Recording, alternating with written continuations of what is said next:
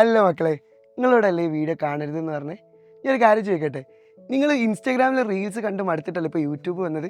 ഇനി കുറച്ച് നേരം യൂട്യൂബ് മടുത്തിട്ട് നിങ്ങൾ ഇൻസ്റ്റാഗ്രാമിൽ പോകും. എത്ര കാലം ഇങ്ങനെ പോണ്? നിങ്ങൾ എന്നെ പറഞ്ഞ ഡയലോഗാണ്, സാറേ പഠിക്കാനൊക്കെ ആഗ്രഹമുണ്ട്, എങ്ങനെ പഠിക്കണം എന്നുള്ളത്. നിങ്ങൾ തന്നെയാണ് ആൾക്കാർ, നിങ്ങൾക്ക് വേണ്ടി തന്നെയാണ് വീഡിയോ എടുക്കുന്നത്. മക്കൾ ആദ്യം മുതൽ അവസാനം വരെ കാണാം. നമുക്ക് എല്ലാവർക്കും ഉള്ള ആഗ്രഹമാണ് പഠിക്കണം, എനിക്ക് എങ്ങനെ പഠിക്കണം, പക്ഷെ പഠിക്കാൻ പറ്റുന്നില്ല. ഏറ്റവും വലിയ കാരണം ഇത് തന്നെയാണ്.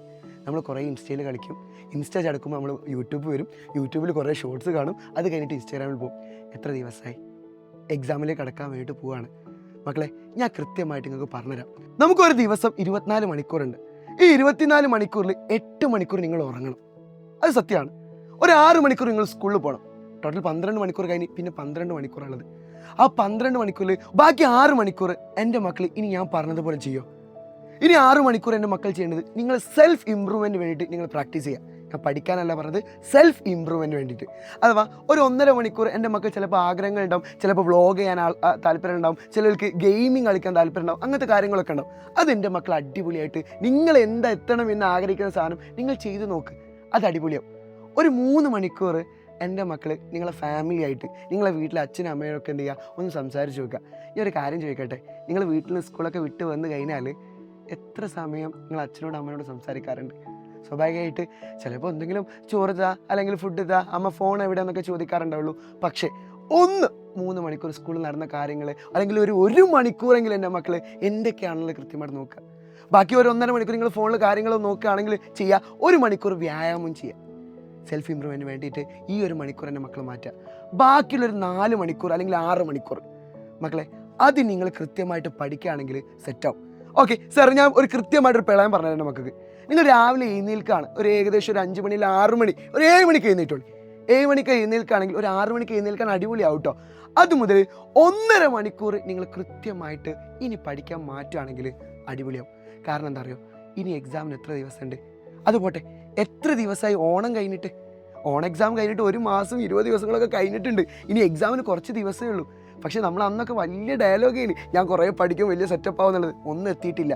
പക്ഷേ മക്കളെ, ഇനിയുള്ള ദിവസം നിങ്ങൾ ഇങ്ങനെ പോവുകയാണെങ്കിൽ രാവിലെ ഒന്ന് ചേഞ്ച് ആക്കുക. ഒരു 7 മണിക്ക് എഴുന്നേൽക്കുകയാണെങ്കിൽ ഒരു നേരത്തെ എഴുന്നേറ്റ് നോക്ക്. അപ്പോൾ നിങ്ങൾക്കൊരു ഫ്രഷ്നെസ് ഫീൽ ചെയ്യും. എന്നിട്ട് ആ 1.5 മണിക്കൂർ നിങ്ങൾക്ക് ഏറ്റവും ടഫുള്ള, ഏറ്റവും അടിപൊളിയായുള്ള ചാപ്റ്റർ ഒന്ന് പഠിച്ചു വെക്കുക. അത് കഴിഞ്ഞ് നിങ്ങൾ സ്കൂളിലെത്തും, സ്കൂളിൽ ക്ലാസ്സുകളും കാര്യങ്ങളൊക്കെ എന്ത് ചെയ്യും, അടിപൊളിയാക്കി എടുക്കും.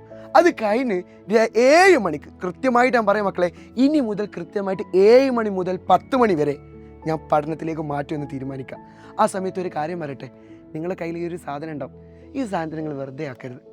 എല്ലാവർക്കും ഏറ്റവും കൂടുതൽ പ്രശ്നം വരുന്നത് അറിയോ, ഇത് വെറുതെ, നിങ്ങൾ ഏറ്റവും വലിയ കൂട്ടുകാരനായിട്ട് ഇത് മാറിയതാണ്, ഇത് വെറുതെ വെക്കുമ്പോഴാണ് നമുക്ക് ഏറ്റവും കൂടുതൽ പ്രശ്നം ഉണ്ടാവുക. നിങ്ങൾ എന്ത് ചെയ്യാറിയോ, ഇനി 7 മണി മുതൽ 10 മണി വരെ ക്ലാസ് എടുക്കേണ്ടത് നിങ്ങൾ ഇപ്പോൾ ഈ വീഡിയോ കണ്ട് കഴിഞ്ഞാൽ അപ്പോൾ തന്നെ എൻ്റെ മക്കൾ ടൈം ടേബിൾ ഉണ്ടാക്കാം. അതിൽ ഏറ്റവും ടഫായ സബ്ജക്റ്റ് നിങ്ങൾ ആദ്യം പഠിക്കുക, 2 സബ്ജക്റ്റ് ഒരു ദിവസം പഠിക്കുന്ന രീതിയിൽ ഉണ്ടാക്കുക.